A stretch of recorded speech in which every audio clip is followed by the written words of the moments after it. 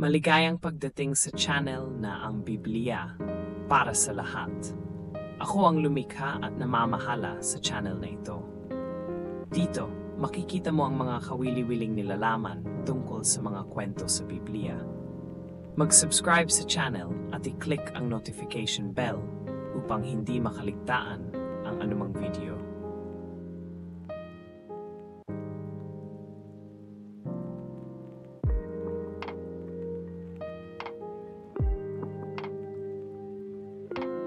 Nagpatuloy si Jacob sa paglalakbay niya hanggang sa makarating siya sa lupain ng mga taga-silangan. May nakita siya roon na isang balon at sa tabi nito ay may 3 pulutong ng tupa na nagpapahinga dahil doon kumukuha ang mga tao ng tubig na ipinapainom sa mga tupa. Ang balon na ito ay tinatakpan ng malaking bato. Iniipon muna ng mga pastol ang lahat ng tupa bago nila pagulungin ang batong nakatakip sa balon.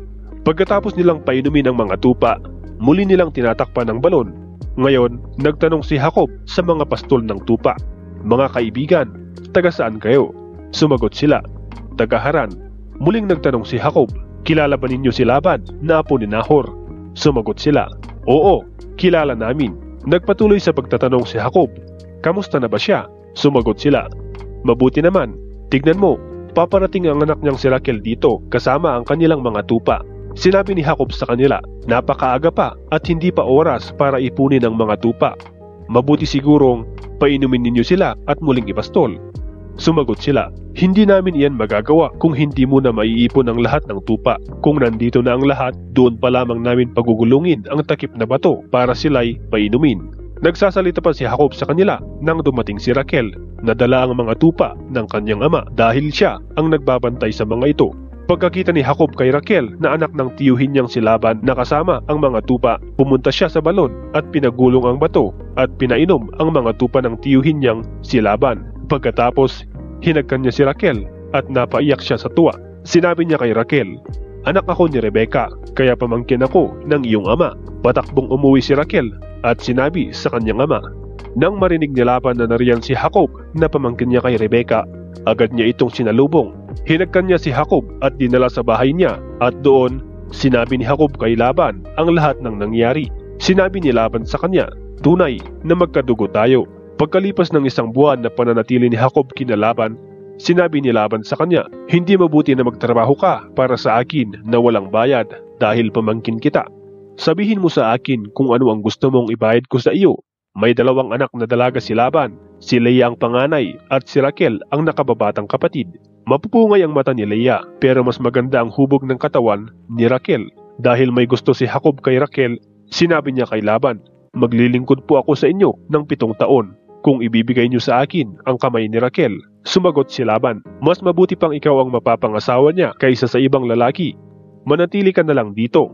Kaya naglingkod si Jacob kay Laban ng 7 taon para mapangasawa niya si Raquel. Dahil sa pagmamahal niya kay Raquel, parang ilang araw lang sa kanya ang 7 taon. Pagkalipas ng 7 taon, sinabi ni Jacob kay Laban, "Natapos na ang paglilingkod ko sa iyo, kaya ibigay niyo na sa akin si Raquel para magsama na kami." Pumayag si Laban, kaya nagdaos siya ng handaan at inimbitahan pa niya ang lahat ng tao sa lugar na iyon. Pero kinagabihan, sa halip na si Raquel ang dalhin ni Laban kay Jacob, si Leah ang dinala niya at sumiping si Jacob kay Leah. Kinabukasan, nalaman ni Jacob na si Leah pala ang kasiping niya, kaya pinuntahan niya si Laban at sinabi, "Bakit mo ginawa ito sa akin? Naglingkod ako sa iyo para mapangasawa ko si Raquel. Ngayon, bakit niloko mo ako?" Sumagot si Laban, "Hindi kaugalian dito sa aming lugar na maunang makapag-asawa ang nakababatang kapatid kaysa sa nakatatandang kapatid. Hintayin mo lamang na matapos ang 1 linggong pagdiriwang ng inyong kasal at ibibigay ko agad sa iyo si Raquel. Iyan ay kung muli kang maglilingkod ng 7 taon pa." Pumayag si Jacob sa sinabi ni Laban. Pagkatapos ng 1 linggo ng pagdiriwang ng kasal nila ni Leah, ibinigay ni Laban kay Jacob si Raquel. Ibinigay ni Laban kay Raquel ang alipin niyang babae na si Bilha para maging alipin nito. Kaya sumiping din si Jacob kay Raquel. Mas mahal niya si Raquel kaysa kay Leah. Naglingkod si Jacob kay Laban ng 7 taon pa. Nakita ng Panginoon na hindi mahal ni Jacob si Leah, kaya niloob niyang magkaanak si Leah, pero si Raquel naman ay hindi. Nagbuntis si Leah at nanganak ng lalaki at pinangalanan niyang Reuben dahil sinabi niya, Nakita ng Panginoon ang paghihirap ko at ngayoy tiyak na mamahalin na ako ng aking asawa. Muli siyang nagbuntis at nanganak ng isa na namang lalaki. Sinabi niya, muli akong binigyan ng Panginoon ng isang anak na lalaki dahil narinig niya na hindi ako minamahal ng aking asawa. Kaya pinangalanan niya ang sanggol na Simeon. Muling nagbuntis si Leah at nanganak ng isa pang lalaki. Sinabi niya, ngayon magiging malapit na sa akin ang aking asawa dahil 3 na ang aming anak na lalaki. Kaya pinangalanan niya ang sanggol na Levi. Muling nagbuntis si Leah at nanganak ng isa na namang lalaki. Sinabi niya, ngayon, pupurihin ko ang Panginoon. Kaya pinangalanan niya ang sanggol na Judah. Mula noon, hindi na siya nagkaanak. Si Raquel ay hindi pa rin nagbubuntis, kaya nainggit siya kay Leah. Sinabi niya kay Jacob, bigyan mo ako ng anak dahil kung hindi, mamamatay talaga ako. Nagalit si Jacob sa kanya at sinabi, bakit? Diyos ba ako? Siya ang nagpasya na hindi ka magkaanak. Sinabi ni Raquel, kung ganoon, sumiping ka kay Bilha na alipin ko, para kahit sa pamamagitan niya, magkaroon din ako ng anak. Kaya ibinigay niya si Bilha kay Jacob bilang asawa at sumiping si Jacob kay Bilha. Dumating ang panahon na buntis si Bilha at nanganak ng lalaki. Sinabi ni Raquel, kinuha na ng Diyos ang aking kahihiyan. Tinugon niya ang panalangin ko dahil ibinigyan niya ako ng isang anak na lalaki, kaya pinangalanan niya ang sanggol na Dan.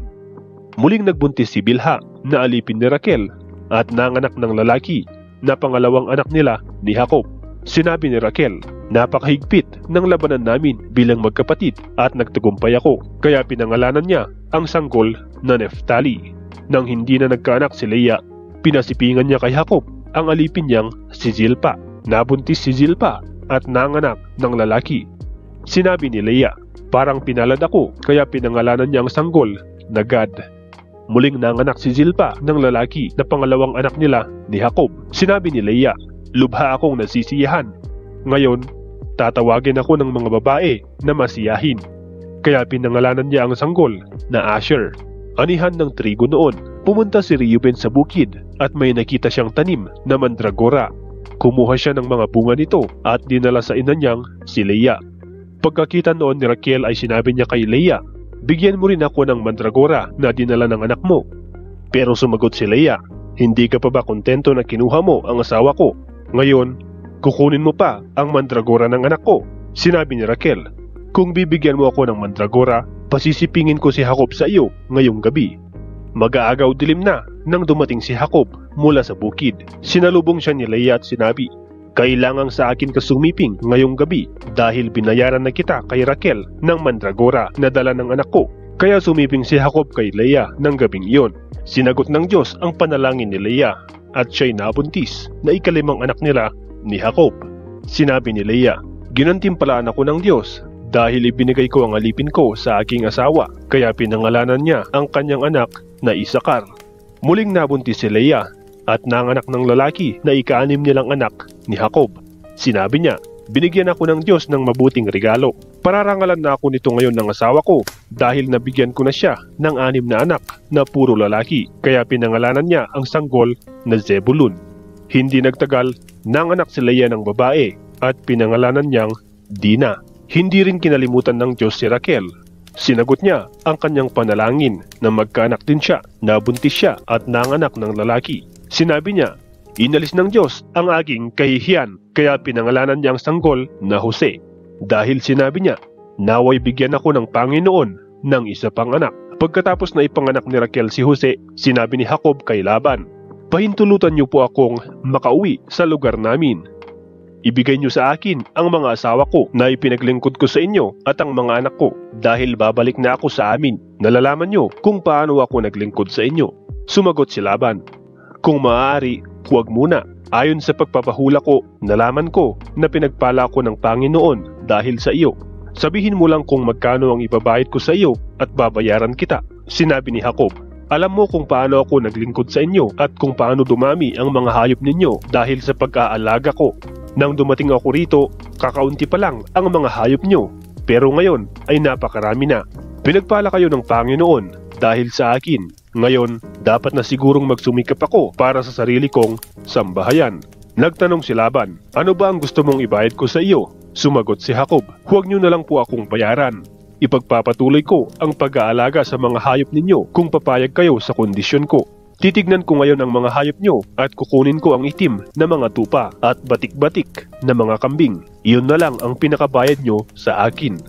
Darating ang araw, malalaman nyo kung maaasahan ako o hindi kung susuriin nyo ang mga hayop na ibinayad sa akin. Kung may makita po kayong kambing na hindi batik-batik o tupa na hindi itim, ituring nyo na ninakaw ko ito. Sumagot si Laban. Kung ganyan ang gusto mo, payag ako. Pero ng araw ding iyon, ibinukod ni Laban ang mga batik-batik na kambing na lalaki at babae, pati ang mga itim na tupa. Pinaalagaan niya ito sa mga anak niyang lalaki. Ibinukod niya ito kay Jacob sa layo na 3 araw kung lalakarin. Ang naiwang mga hayop ay ang binabantayan ni Jacob. Kumuha si Jacob ng mga sanga ng almendro, abelyano at kastanyo at binalat-balatan niya ito, pero hindi niya lubos na binalatan, kaya may batik-batik na puti kapag tinignan ang mga sanga.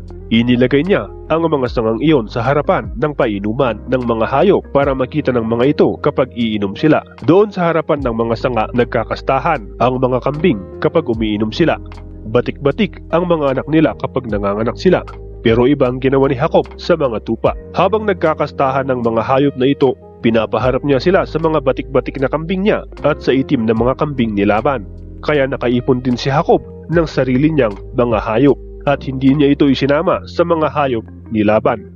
Kapag nagkakastahan ng mga hayop na maganda ang katawan doon sa pinag-iinuman, inilalagay agad ni Jacob ang mga sangang iyon sa harapan ng mga ito. Pero kapag ang mga hayop na matatamlay ang nagkakastahan, hindi niya inilalagay ang mga sanga, kaya ang mga matatamlay ay kay Laban at ang mga masisiglang katawan ay kay Jacob. Sa ganitong paraan, labis na yumaman si Jacob. Dumami ang hayop niya, pati ang mga kamelyo at asno. Dumami rin ang alipin niyang lalaki at babae.